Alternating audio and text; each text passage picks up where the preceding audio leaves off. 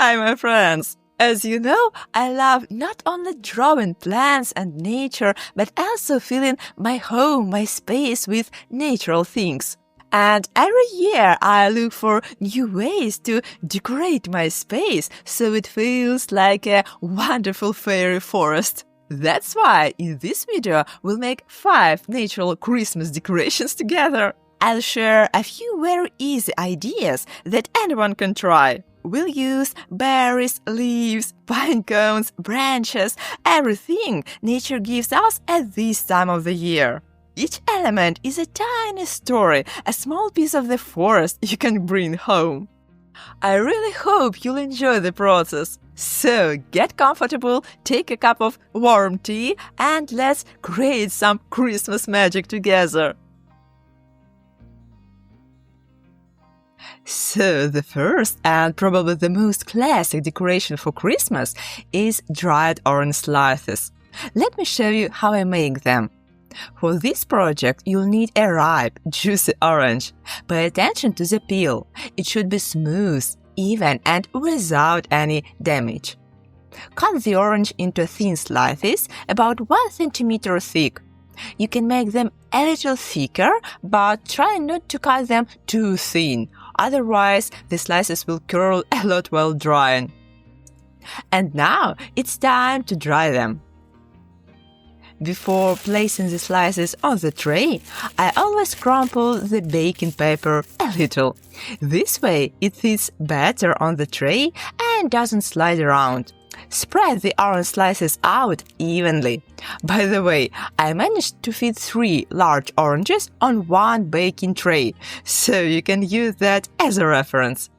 Now let's put them into the oven. I set the temperature to about 90–100 degrees C. The oranges should dry slowly, so they don't burn and keep their beautiful color. So the oranges are completely dry now. Let me show you them up close. I've already let them cool, so they're food ready. Look at this beauty. After drying, they look amazing. Bright, a bit translucent, and super fragrant. They look especially magical when you shine a light behind them. So, here is what I got from 3 oranges. A small, neat little pile. Now, let's move on to the next step. To hang the orange slices on the Christmas tree, I'm using some jute twine. I cut small pieces, about 20 centimeters long, and thread them through a large needle. Now, take an orange slice and choose the spot where it will hang. Gently push the needle through the soft part of the slice, then bring it out on the other side.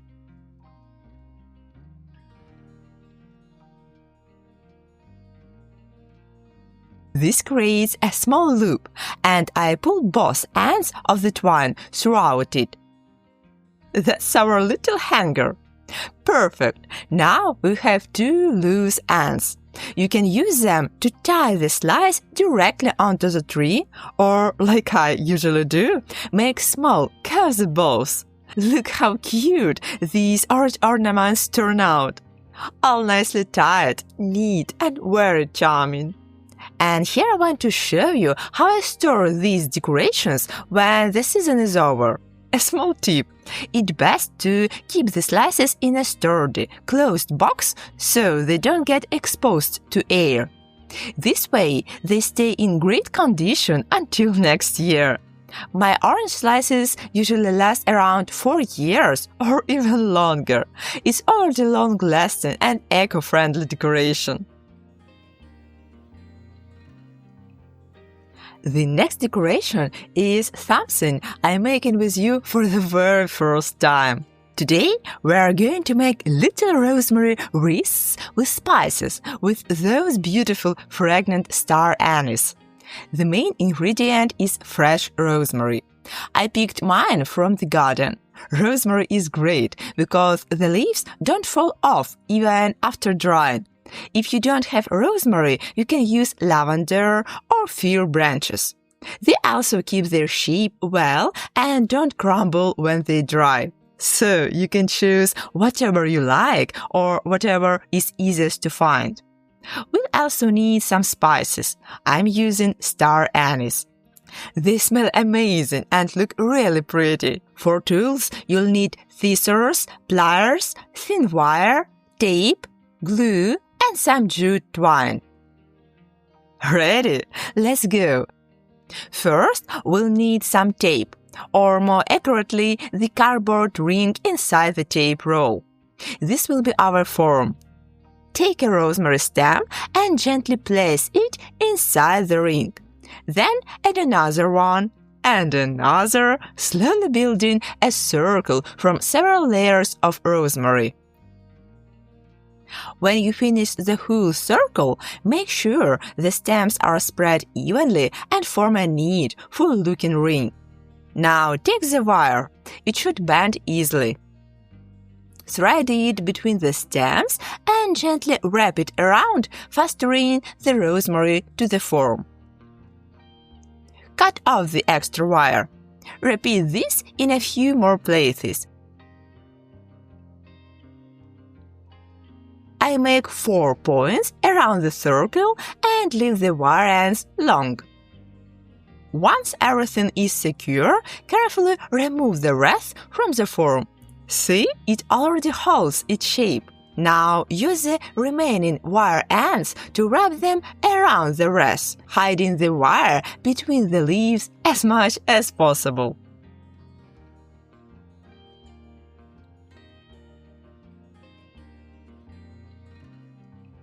And here it is. Look how lovely it turned out. The shape is perfect, the rosemary fits nicely, and the wire is almost invisible. If anything shows, you can just adjust a few leaves. Next, we'll need some jute twine. I want to make little cozy bows, so I prepare a few small bows in advance. Then I tie another piece of twine to the top of the wreath. This will be enough to hang it.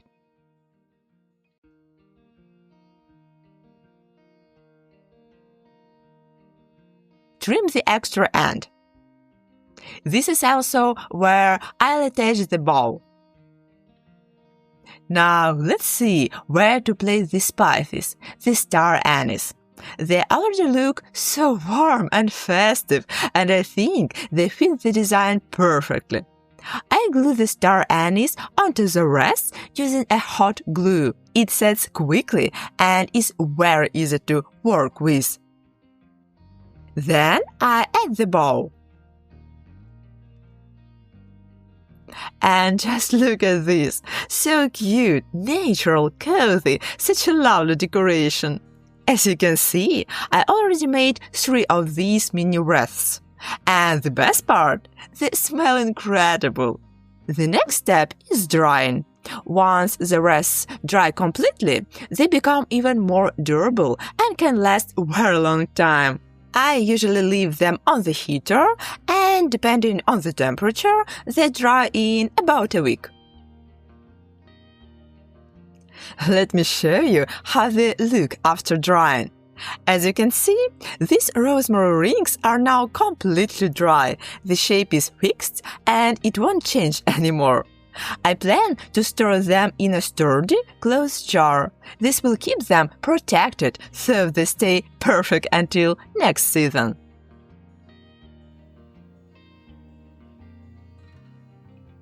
The next thing we're going to make is classic painted pinecones. You can paint them in any color you like, but I especially love the white ones.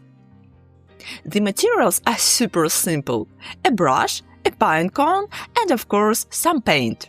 I'm using white acrylic paint. For convenience, I poured it into a small jar.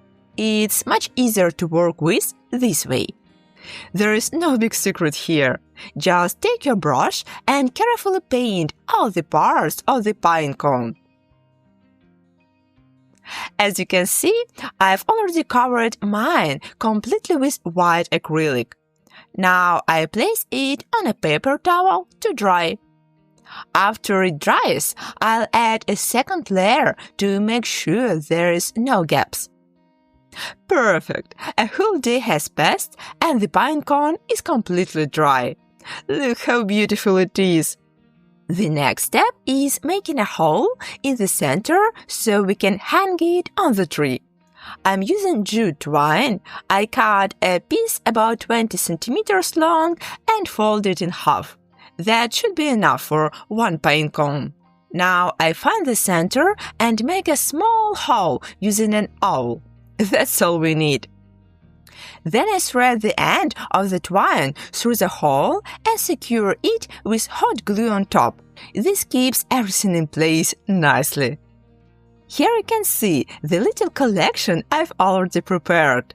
All the cones are painted with white acrylic, and the jute loops make them super easy to hang on the tree.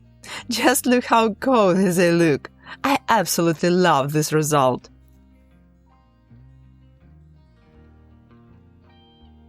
And the next natural decoration I want to show you is berry garlands. For this one, I use viburnum berries. I usually store these garlands in a sturdy box so they last a long time. Of course, I made these viburnum garlands in advance, back when I had plenty of berries. But you can use the same idea with seeds, small nuts, or even acorn cups.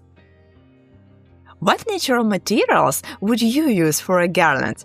Share your ideas in the comments. I would love to hear them. And about the berries themselves.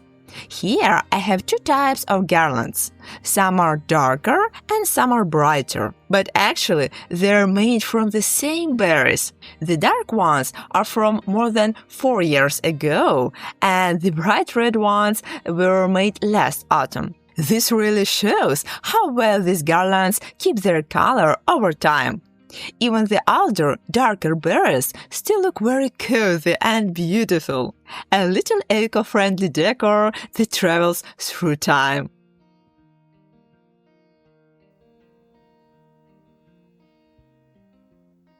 And finally, the fifth idea for eco-friendly decor is jute ornaments.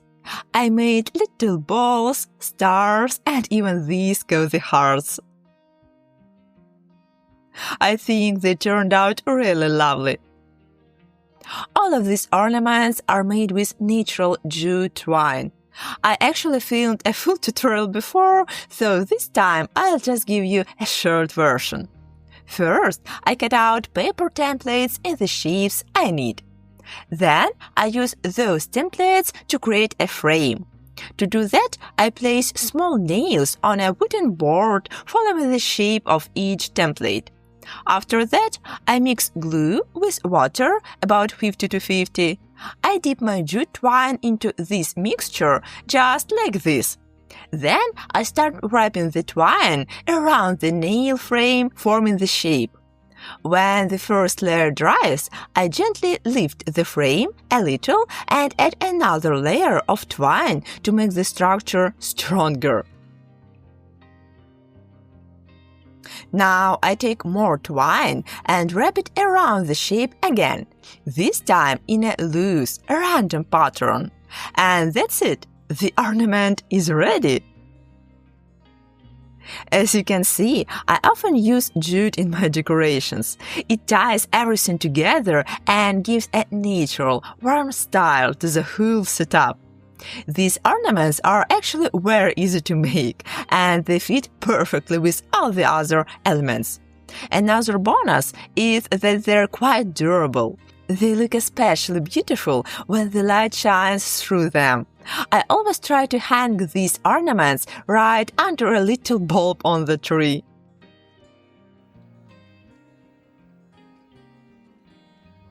Just look at how much natural beauty we created today. My whole table is now covered with cozy handmade decorations, and I can't wait to try them on our Christmas tree. First, let me show you each piece up close. I love how they all look together, like a little magical winter story. My friends, which eco-decor idea did you like the most? Write it in the comments. I'd love to hear your thoughts. To hang the decorations, I usually use small wooden clips. It's really simple. I attach a clip to the bough or ornament and then just clip it onto the tree branch. Now look, our tree is slowly coming to life. I start with the pinecones and the dried orange slices. They are natural, pregnant, and instantly add warmth and coziness. By the way, I made the tree itself from branches, so it has a very sturdy, natural base. It's easy to add extra twigs and decorations wherever I need them. And now the final touch, the yellow dried flowers. I gently tuck their long stems deep inside the tree, and they turn into bright, sunny accents that bring the whole composition to life. Just look at this magical result. The tree is fully decorated and ready to celebrate the holidays with us. Thank you so much for spending this time with me. I hope these ideas bring a little more warmth and joy into your home. Wishing you a beautiful holiday season and see you soon. Bye-bye.